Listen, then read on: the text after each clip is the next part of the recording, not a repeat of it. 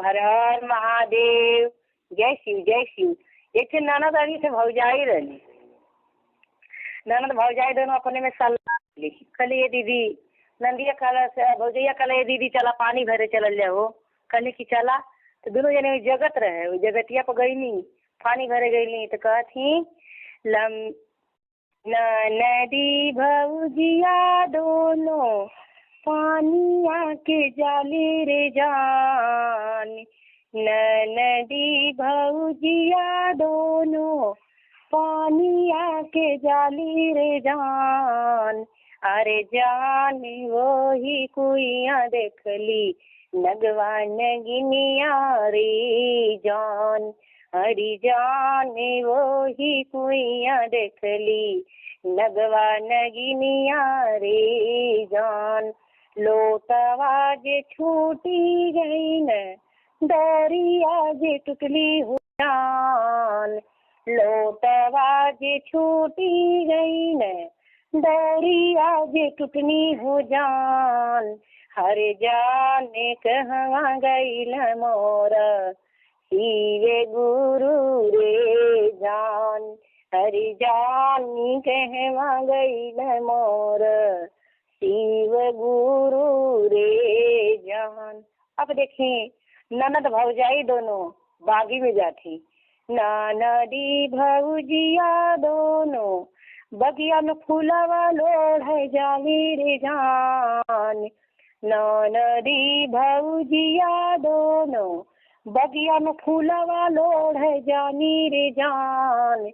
अरे जान ओही बगिया देखनी बगवा बगिनिया रे जान। अरे जान ओही बगिया देखली बगवा बघिनिया रे जान। खोई छाजे छूटी गई न फूलवा छिटैलै रे जान। खोई छाजे छूटी गईले फूलवा छिटै नै रे जान। हरे जान कहवा गईल मोर शिव गुरु रे जान। हरे जान कहवा गईल मोर शिव गुरु रे जान। अब देखिए ननद भौजाई अब वन में जाती। नदी भौजिया दोनों बनवा में बेलपतिया तोड़े जानी रे जान। अरे नदी भौजिया दोनों बनवा में बेलपतिया तोड़े जानी रे जान। अरे जान वही बनवा देखनी सरवा सेरिनिया रे जान।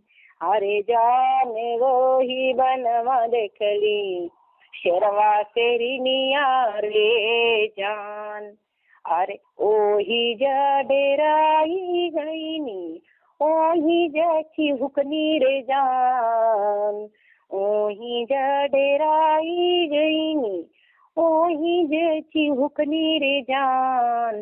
अरे जान कहवा गईल मोरा शिव गुरु रे जान।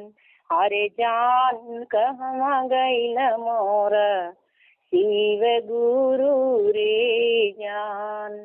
जय हो हर हर महादेव।